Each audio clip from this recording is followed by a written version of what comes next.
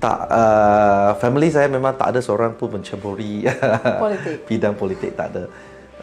Saya mula berminat dengan politik pada masa saya berada di dalam kampus lah. Dan yalah, masa itu dia banyak perkara berlaku kan, 99, so dia dalam era yang apa tu, dia reformasi dan masa itu memang membuka minda lah, membuka minda saya sebagai dan dalam bidang politik. Dan saya bermula bukan terus terjun dalam arena politik, tetapi saya bermula dengan penglibatan saya dalam sebagai seorang aktivis hak asasi manusia. Saya aktif dalam NGO Suara Rakyat Malaysia, dan selepas itu baru saya, selepas 3-4 tahun dan baru saya join politik. Dan masa itu memang politik sangat menarik lah. So saya join selepas beberapa tahun melibatkan diri dalam aktivisme hak asasi manusia lah. Ketika itu kenapa join macam pun aktif dengan hak asasi, lepas tu dengan Suara tu apa yang trigger YB ketika tu? Banyak benda. Sebenarnya dia satu proses yang panjang lah. Bila saya dalam kampus, saya mula melibatkan diri dalam aktivism students. So masa itu ada pilihan raya kampus, dan ada juga banyak perkara-perkara yang berlaku di luar kampus lah. So kami pun masa itu aktif dalam menyertai demonstrasi. Banyak isu lah, ada isu yang mengenai hak asasi manusia, ada isu mengenai keadaan politik semasa. So masa itu dia macam satu proses yang panjang. Saya melibatkan diri dan dia ada beberapa peringkat lah. Mulanya saya rasa memang saya nak cuba membantu memperbaiki keadaan negara. Dan mulanya saya join NGO. Lepas itu saya rasa kalau nak betul-betul mengubah keadaan, kita perlu ada orang menceburi dalam bidang politik. Dan so saya pun masuklah, tapi saya mula aktif dengan parti dulu. Saya tidak saya tidak sebagai full time politician lah. Tapi dalam 2007 baru saya melibatkan diri secara sepenuh masa lah. Masa itu saya sebagai setiausaha politik kepada Dr. Lee Boon Chye.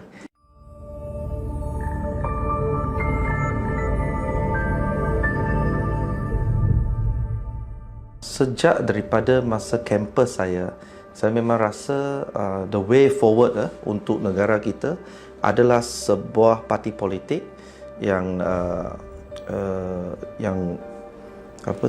berteraskan keadilan untuk semua, dan reformasi institusi kerajaan, dan dia perlu multiracial parti yang dipimpin oleh seorang pemimpin Melayu. So dan tak ada pilihan banyak. Bila kita setkan prasyarat macam tu, yang ada cuma Parti Keadilan Rakyat lah. Dan masa itu memang saya mengikuti dengan sangat dekat perjuangan Parti Keadilan Rakyat, dan termasuk Dato' Sri Anwar Ibrahim lah. Dan kebanyakan masa apabila saya mengetahui tentang politik tu, kebanyakan masa Anwar adalah di dalam penjara. So yalah, saya memang mempelajari apa perjuangan beliau lah.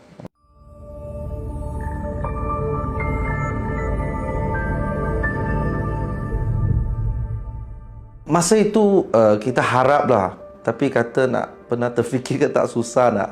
I rasa susah. I sendiri masa itu memang tak terfikir, sebab saya menyertai parti apabila parti dalam keadaan yang paling lemah, keadaan yang paling boleh kata teruk lah. sebab masa itu parti hanya tinggal seorang saja ahli parlimen, iaitu Datuk Seri Wan Azizah.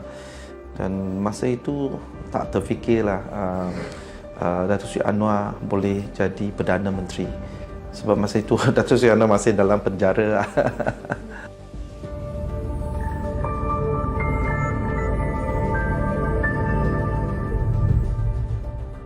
Kalau dalam negara politik domestik memang Datuk Seri Anwar Ibrahim lah.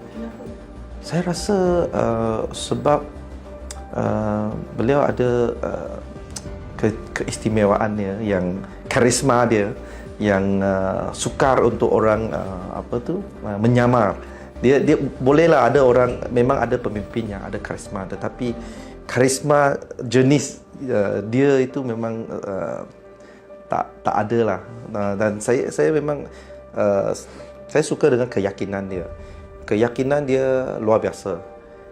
Boleh sampai orang kata tahap tak tahu tahap apalah. Apabila semua orang tak terfikir, tak ada, semua orang sudah tak ada confident lah, dia masih boleh confident, dan dengan confident inilah, keyakinan ini, dan juga orang kata determination lah.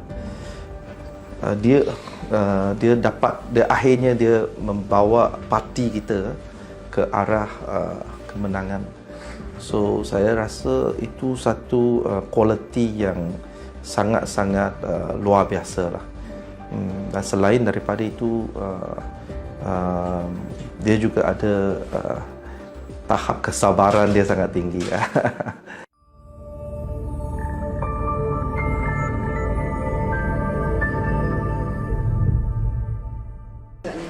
Saya rasa dua kemungkinan. Mungkin saya jadi seorang jurutera yang mungkin kurang berjaya, ataupun saya mungkin jadi seorang pensyarah. Sebab saya memang suka, saya suka menjadi pensyarah lah.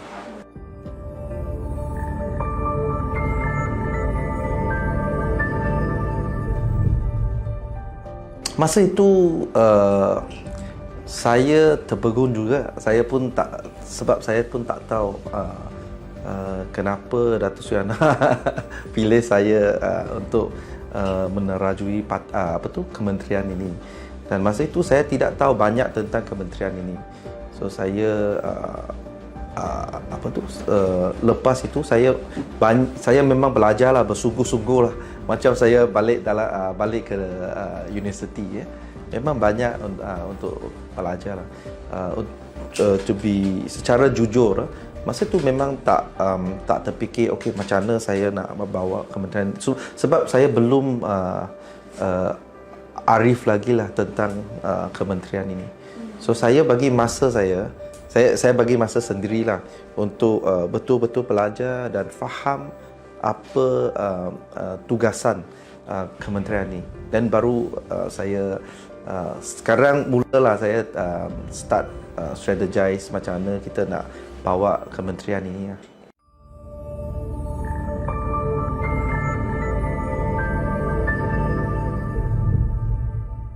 So far so good. Saya sebab yang satu, saya ada banyak agensi, dan orang-orang dalam kementerian saya sangat profesional. So saya dapat pick up dengan bantuan mereka lah, dari KSU sampai ke setiausaha bahagian. Memang mereka memberi kerjasama yang sangat baik, dan mereka pun sangat profesional dalam bidang mereka. So saya rasa saya bersyukur lah saya berada dalam kementerian ini.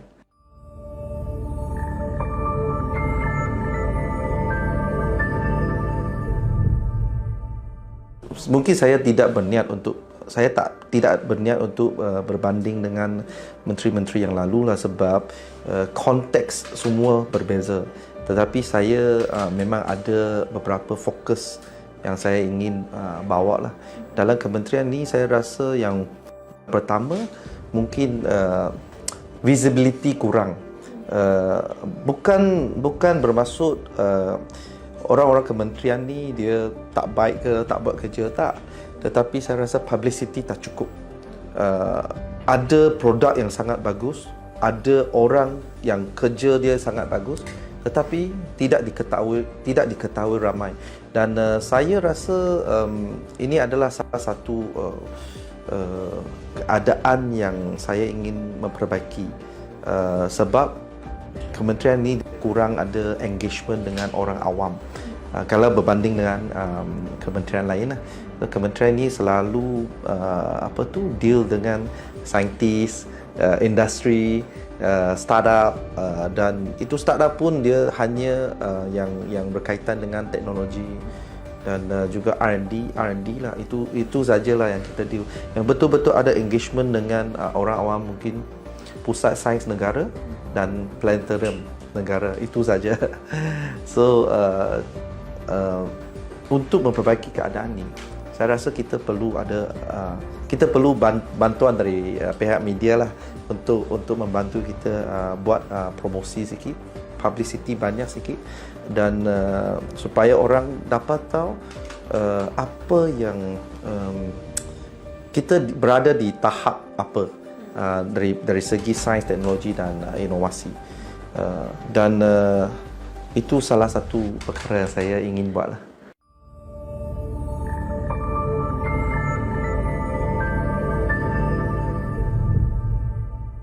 Macam Pusat Sains dan Planetarium, memang sekolah saja yang banyak datang untuk buat lawatan lah. Tetapi pada masa yang sama, macam Pusat Sains juga ada kerjasama dengan pihak swasta, supaya yang pameran tu, peralatan pameran tu, dia selalu ada pertukaran, dia ada ubah-ubah lah. Kalau tak, mungkin orang datang sekali dan kali kedua dia tak minat lah. So itu kita perlu selalu ada perubahan.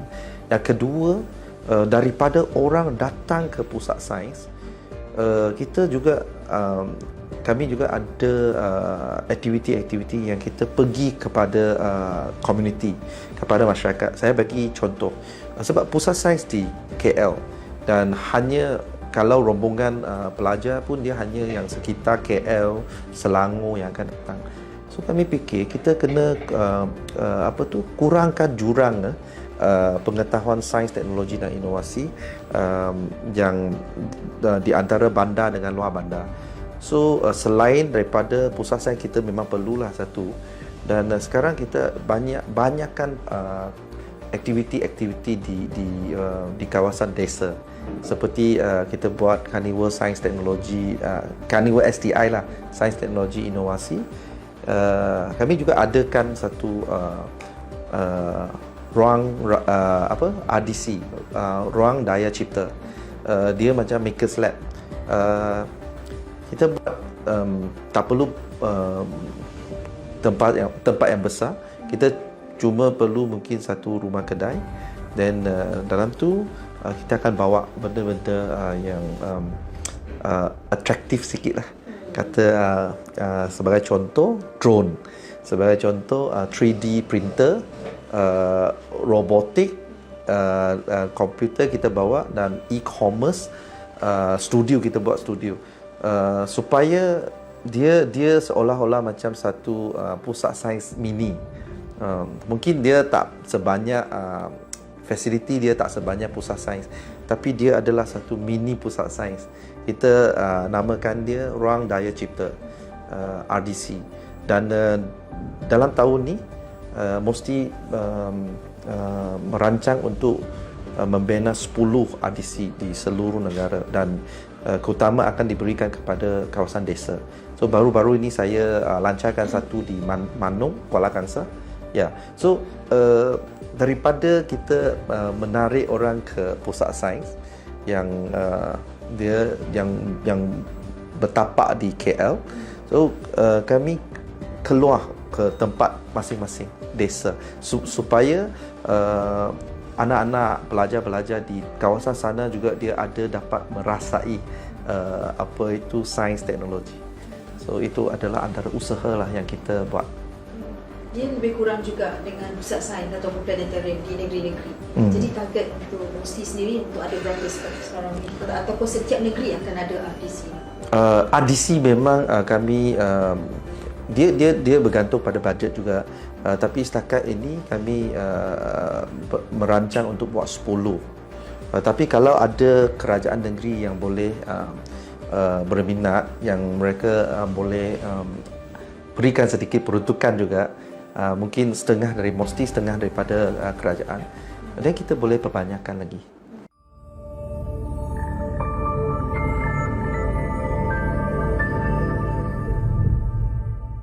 Setakat ni kita belum lagi, kita baru start. Adalah kita ada orang daya cipta, tapi kita belum betul-betul bincang dengan kerajaan negeri lah.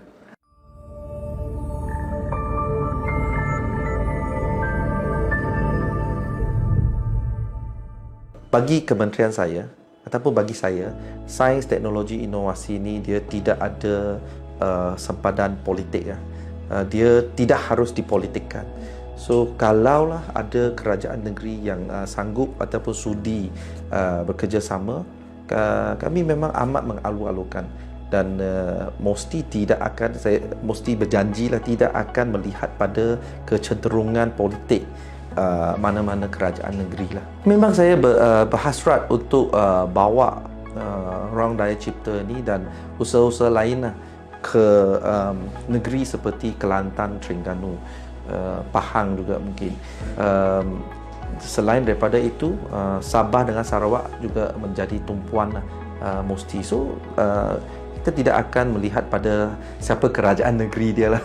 Kita lebih melihat daripada tahap SDI dan juga tahap sosioekonomi mereka lah.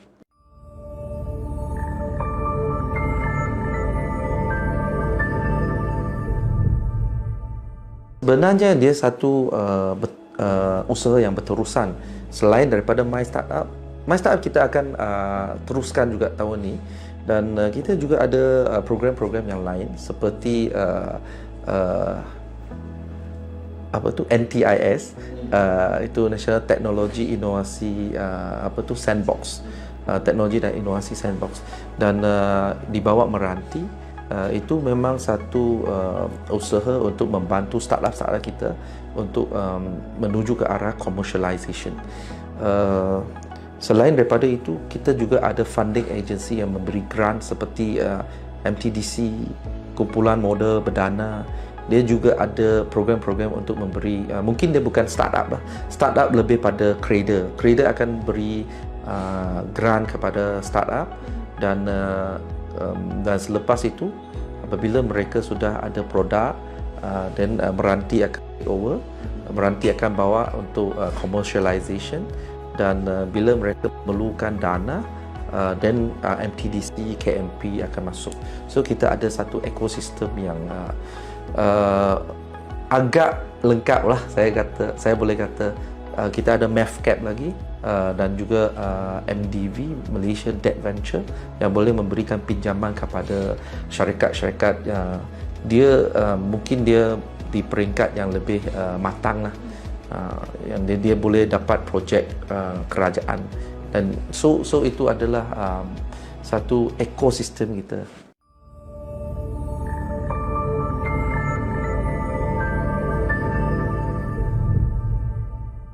Magic sebenarnya sudah bergabung dengan TPM, Teknologi Park Malaysia, dan menjadi Meranti.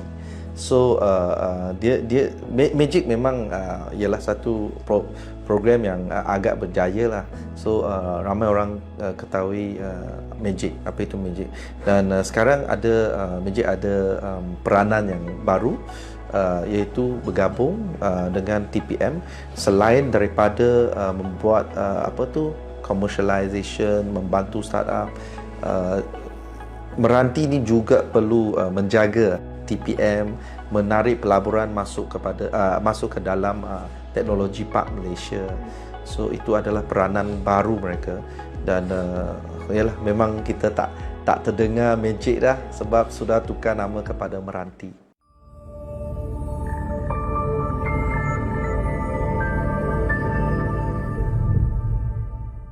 Saya rasa mesti ini salah satu kekalan memang dana lah. Dana tak cukup, dan dana ni memang dia takkan cukup sebab betapa banyak pun peruntukan yang kita bagi memang dia tidak akan cukup. Tetapi kita harap kita boleh memberikan penekanan lebih sedikit pada R&D ni, sebab kalau kita telitikan GRD, iaitu yang dia bandingkan GDP dengan portion yang diberikan untuk R&D, sebenarnya kita agak di belakang kalau berbanding dengan negara-negara yang lain lah. Saya bagi contoh Korea, grade tu GRD tu 4.55, dan kita baru berapa 1.07%. So agak jauh berbeza, dan kita boleh nampak dari segi tahap STI kita dengan tahap STI Korea. So dia memang berkaitan secara langsung lah. Berapa yang kita invest, kita akan dapat berapa pencapaian. So saya rasa kita perlu, walaupun kita tahu dana itu dia tak akan cukup, tetapi mungkin kita perlu memberikan penekanan yang lebih sedikit dari segi itu. Yang kedua, saya rasa kekalangan adalah mungkin kesedaran orang ramai. Mungkin orang tak berapa tahu bagaimana kita nak mengukur pencapaian MOSTI ini. Dia kalau kita ambil cara yang tradisional, katakan 100 hari apa yang anda telah lakukan. Kalau ini terpakai pada MOSTI, susah kita nak showcase, sebab tak ada satu R&D pun yang boleh buat dalam 100 hari dan dapat pencapaian. So saya rasa mungkin orang awam juga, rakyat kita perlu faham juga. Saya rasa antara kekalangan terbesar adalah kesedaran STI ini di kalangan rakyat kita masih kurang memuaskan. So saya perlu bantuan daripada kawan-kawan media untuk banyak promosikan kesedaran ini. Baik. Memang sebenarnya media ni memang membuka ruang namun kadang-kadang perkara itu dia tak popular. Betul dia tak popular. Macam sains dan teknologi ni orang macam cram. Betul. Kan, mungkin YB sendiri merasakan MOSTI ni dia perlu lebih relax, lebih chill, program-program yang lebih santai ataupun tetap cram. Memang kan biasa kalau kita kata dengan saintis je memang gitulah dia punya modul dia kan. Jadi mungkin bagaimana, ada cita-cita ke arah untuk lebih relax, santai ke lagi untuk MOSTI ni YB? Memang ada. Bagi saya saintis tu tak apa, mereka cram tak apa, itu memang tanggungjawab mereka. Dan saya rasa peranan saya sebagai menteri, sebagai seorang politician, peranan saya adalah bagaimana kita boleh membawa mesej STI ini dengan cara yang lebih cool, lebih popular. So itu adalah peranan saya ataupun peranan politician lah dalam kementerian ini. Dan memang ada usaha ke arah itu. Mungkin dalam masa terdekat kami akan ada program yang orang kata akan kita mainstreamkan innovation. Kita akan dalam masa terdekat ada program yang mungkin dia di luar lingkungan yang tradisional. Dia tak konvensional macam dulu lah.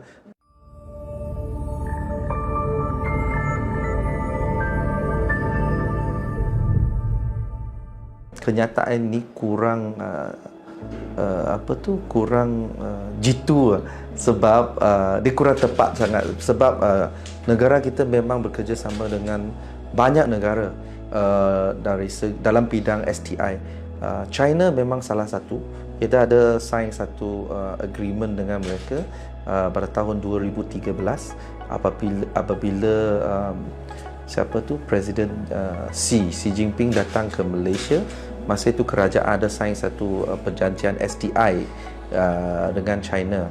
So dalam perjanjian itu adalah perkara-perkara ataupun benda-benda yang kita bekerjasama dengan China. Tapi selain daripada itu, kita pun ada banyak kerjasama dengan negara lain. Saya bagi contoh, baru-baru ni saya pergi Spanyol, saya pergi Spain. Saya sign satu MOU dengan kerajaan Spain, Kementerian Sains dan Teknologi Spain, dan kita akan bekerjasama dalam bidang sains teknologi ini, termasuk dalam bidang renewable energy, dalam space technology dan lain-lain. Dan baru-baru ini juga, yang sebelum saya ke Spain, saya juga menyaksikan satu penandatangan pemeteraian MOU di antara NIBM dengan Pfizer, dengan satu lagi local company yang NIBM adalah National Institute of Biotechnology Malaysia. Ada satu MOU di antara tiga pihak ini, satu local company, satu NIBM, satu Pfizer, untuk kita membangunkan kapasiti kita untuk membuat vaksin manusia. So dia ada banyak, tapi mungkin orang hanya melihat ini Malaysia hanya kerjasama dengan China. Sebenarnya memang tidak tepat juga. In fact, apabila saya dilantik menjadi menteri, banyak kedutaan datang, duta-duta luar negara datang. Yang pertama Amerika Syarikat, selepas itu Jepun, lepas itu Australia, lepas itu coming will be Brazil. Dia China tak ada. So itu China dah sign seumur hidup. tak, dia 10 tahun saja ke.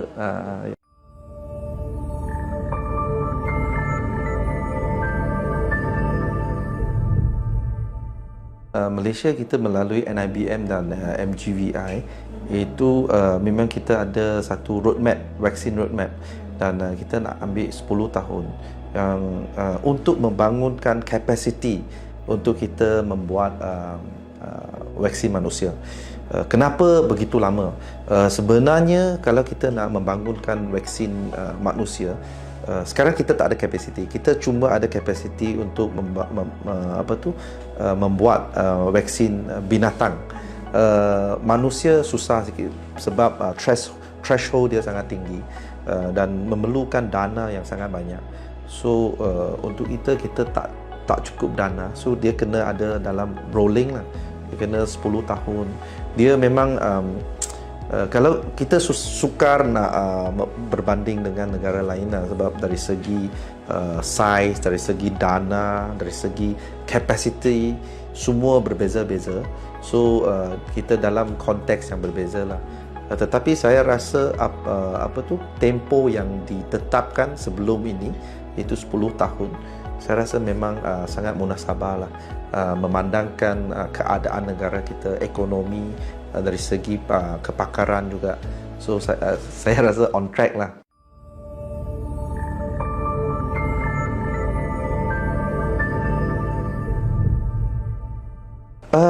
Dalam sains teknologi ini, dia memang adalah benda yang kita cepat, ada yang kita mungkin lambat sikit. Dia terpulang pada di mana resources kita letakkan.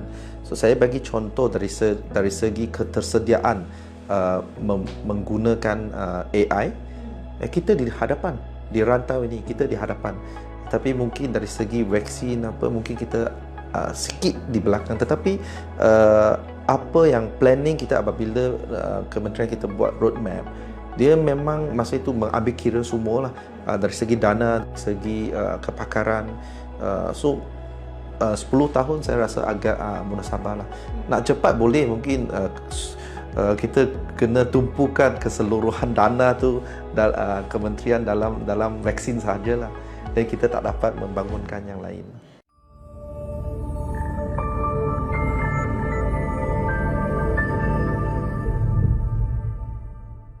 Dia tak ada, dia susah nak kira macam tu. Tetapi saya bagi satu contoh. Baru-baru ni Perdana Menteri telah pun membentangkan satu bajet 428 juta untuk R&D. dia akan diagihkan antara KPT dengan MOSTI. Tapi MOSTI dapat itu portion yang sangat kecil. Kenapa? Sebab kebanyakan dana R&D kita ke KPT untuk fundamental research. Agak penting, sangat penting juga.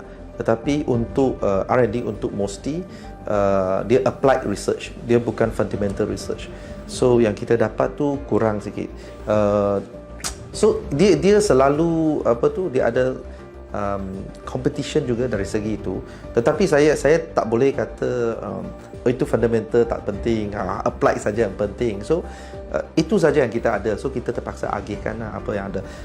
Saya bagi contoh, kalau dana yang kita ada 10 tahun kita nak dapatkan pencapaian dalam bidang vaksin. Kalau kita nak pendekkan, mungkin you kena double lah. Dia kena double apa yang kita dapat tu lah. So dia selalu bergantung pada keadaan semasa lah. Dan saya bagi contoh juga, dia dana yang kita ada tu, dia tidak hanya boleh letak dalam di salah satu area saja.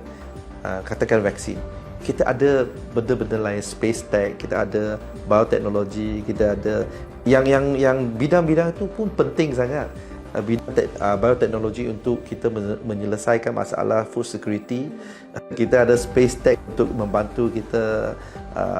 Ada banyaklah space tech. Satu lagi yang sangat penting. So dia selalu kita kata kita kena agihkan. Masalah dia adalah pengagihan.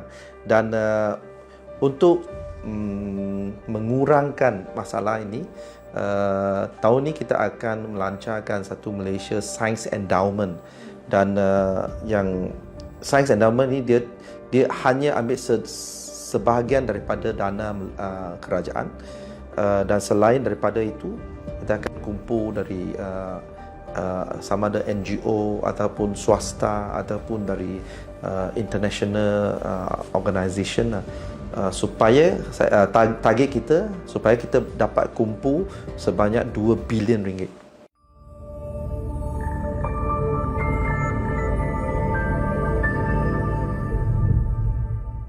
So far sangat bagus. Mungkin sebelum ini kita tak nampak peranan sangat sebab ada 2 tahun ada COVID kan, PKP. So tapi selepas saya masuk office Kementerian MOSTI ni, saya nampak kerjasama kementerian dengan pihak swasta memang sangat bagus, sangat rapat. Dan saya rasa ini boleh juga mengurangkan masalah seperti apabila ada satu R&D produk yang baik tapi tak ada taker, industri tak nak. So kalau kita kerjasama dengan rapat, then apa yang researcher kita produce itu, dia memang adalah permintaan ataupun demand industri. So saya rasa boleh dapat mengurangkan masalah itu lah.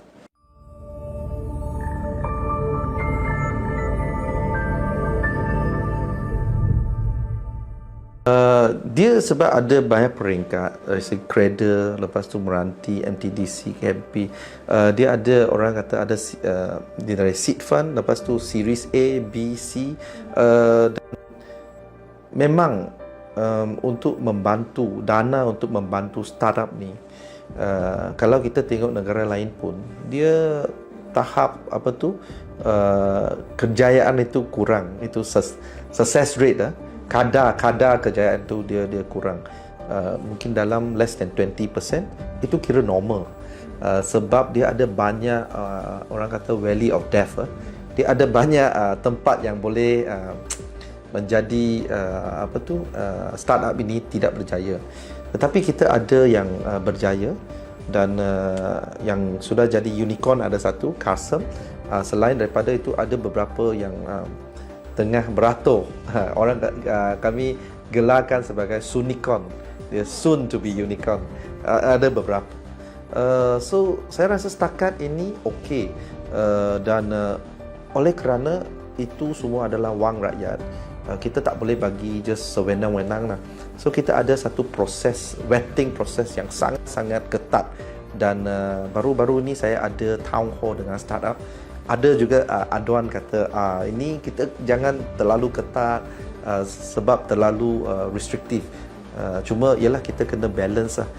Dari satu on one hand kita kata tak boleh terlalu restriktif, dan orang yang startup tu dia tak dapat. Tapi pada masa yang sama kita kena jaga mandate kita, sebab itu semua adalah tanggungjawab kita lah, kita kena jaga sebab semua itu adalah wang rakyat. So itulah yang keadaan yang kita hadapi sekarang. Tetapi so far Creatorfund they are doing very good job, dan selepas itu apabila kita nak buat kira kata funding untuk dia upgrading, upscaling, bagi contoh MTDC, yang amount itu dia akan jadi lebih besar, tetapi juga ada satu vetting proses yang ketat. Tapi pada masa yang sama kita tak bagi semua, kita akan bagi matching grant, setengah daripada industri, setengah daripada agency, ataupun kita bagi equity grant. So dia equity grant maksudnya kita masuk jadi pemegang saham, kita jadi shareholder, dan juga kita akan bagi secara milestone. Kita bukan sekaligus bagi, dia akan bagi ikut peringkat fasa pertama sekian-sekian dia kena buat kerja-kerja ni. Kita lepas tu kita akan ada orang untuk datang audit. Selain daripada internal audit, kita ada juga jemput orang luar dari industri untuk buat audit. So dia satu proses yang sangat ketat, dan selepas fasa pertama kita release fund, fasa kedua pula, fasa ketiga pula. So itu adalah mekanisme-mekanisme yang kita letakkan supaya wang rakyat tidak disalahgunakan.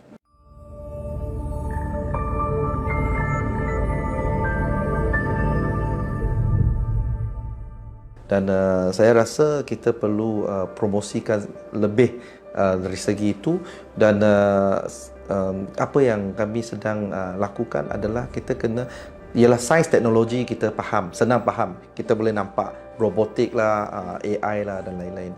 Tetapi inovasi itu dia sangat abstrak. So bagaimana kita nak mainstreamkan innovation? Saya rasa ini adalah satu cabaran yang besar lah.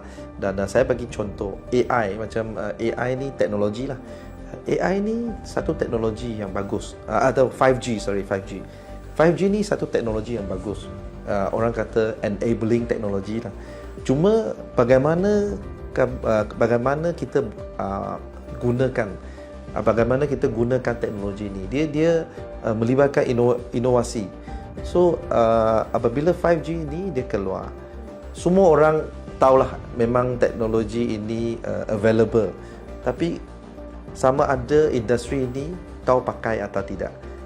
Saya bagi contoh, apabila 5G ini wujud, dan dalam medical field orang terfikir bagaimana gunakan 5G ini untuk buat operation jarak jauh.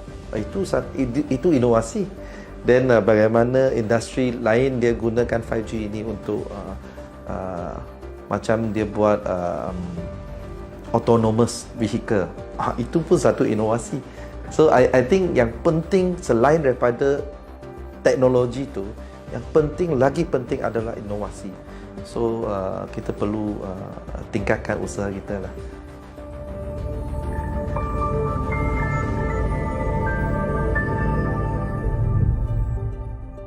Saya cuba untuk membuat sedikit bising sikit. Saya cuba bising sedikit, tetapi dia nature of kementerian ini, dia memang bukan senang untuk kita menjadi lantang lah. Sebab tadi ada sebut juga kan, kita boleh buat banyak program, kita boleh cuba sedaya upaya untuk promosi, tetapi pada masa yang sama dia bergantung pada minat orang. Kalau ialah selalu atas paper pun orang tak baca, tak guna juga. Orang tak baca sebab dia tak berminat.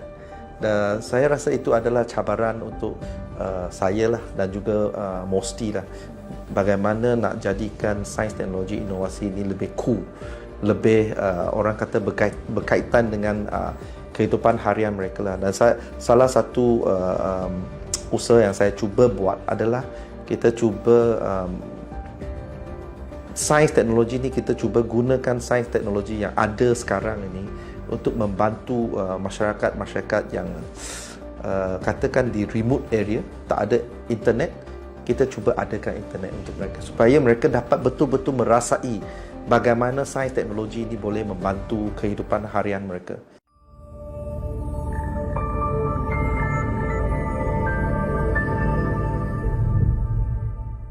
Saya tak salahkan media. Saya rasa memang ini bukan satu isu yang senang untuk kita popularkan. Dia saya bagi contoh mungkin macam KBS. Saya pergi jumpa semua pemain badminton ke, sukan ke, mereka semua adalah tokoh kan. Dia sudah ada, mereka sendiri pun seorang influencer. Dia just jumpa saja dapat coverage lah. Tapi saya pergi jumpa saintis, siapa kenal. So, itu yang kekangan lah. Tapi itu bukan alasan lah. Saya rasa itu adalah cabaran yang saya dan pihak MOSTI harus memperbaiki lah. Saya rasa itu adalah cabaran yang untuk MOSTI dan saya lah. YB sebut tadi mengenai untuk letakkan jaringan internet di kawasan-kawasan yang tak ada. Tapi apa yang YB rasa bila nanti tempat tu ada internet, mereka tak kata itu kerja YB ataupun kerja Kementerian MOSTI. Oh, ini mesti daripada KKD. Ya, ini betul. Apa yang YB nak? Itulah dia macam ni. MOSTI ni dia memang susah nak claim kredit juga. Kebanyakan benda dia cross ministry. Katakan kalau kita sudah membangunkan satu vaksin katakan dengue, kredit akan pergi kepada KKM sebab dia adalah user kan. Tapi yalah, susah juga untuk kita kata nak compete dengan kawan-kawan kita dari kementerian lain. Cuma dari my part, saya akan cuba own up certain certain area lah. Sebagai kalau vaksin ni kita banyak buat promosi supaya orang tahu pembangunan vaksin itu adalah di bawah MOSTI. Kalau teknologi untuk internet tu kita akan perbanyakkan promosi bahawa ini adalah teknologi dari MOSTI, yang MOSTI yang membawa teknologi ni ke masyarakat ini. Tetapi having said that lah, kalau tak dapat claim kredit pun tak apalah. Yang penting orang dapat menikmati hasil daripada STI lah.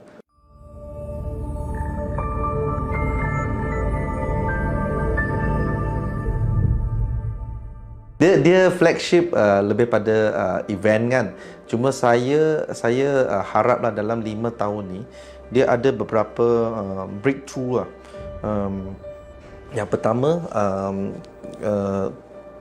penggunaan teknologi boleh membantu menyelesaikan sebahagian daripada masalah food security.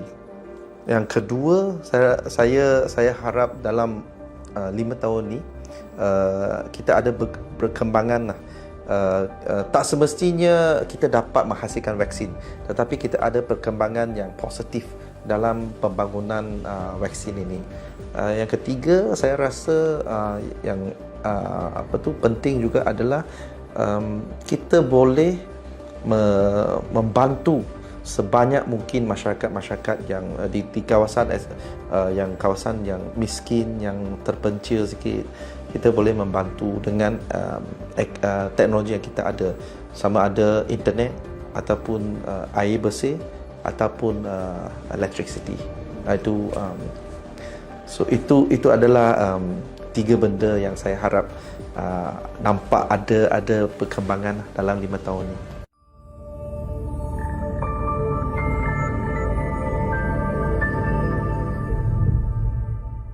Setakat ni saya rasa pembangkang belum lagi mempamerkan kualiti sebagai pembangkang yang baik lah. Sebab apa yang isu-isu yang mereka mainkan itu dia lebih pada sentimen. persepsi, tetapi mereka jarang ada yang menyentuh tentang substance. So saya rasa yelah, kalau ceramah ke apa bolehlah guna retorik kan, tetapi untuk betul-betul sebagai satu pembangkang yang dia boleh mainkan peranan check and balance dengan baik adalah dia kena touch on substance. Saya tak nampak lagi lah so far. Saya harap mungkin lepas ini Parlimen akan ada select committee, dan apabila pembangkang kita masuk dalam select committee itu, mungkin dia lebih matang lah. Sebab dia memang normal. Sebab kalau di Parlimen ni semua media attention memang kita dia jadi limelight lah. Suka cakap, dia suka jadi tumpuan. Tetapi apabila dalam komiti tu dia tak ada media limelight, dia lebih pada isu yang yang sebenar, then mungkin mereka lebih dia akan lebih touch on substance lah.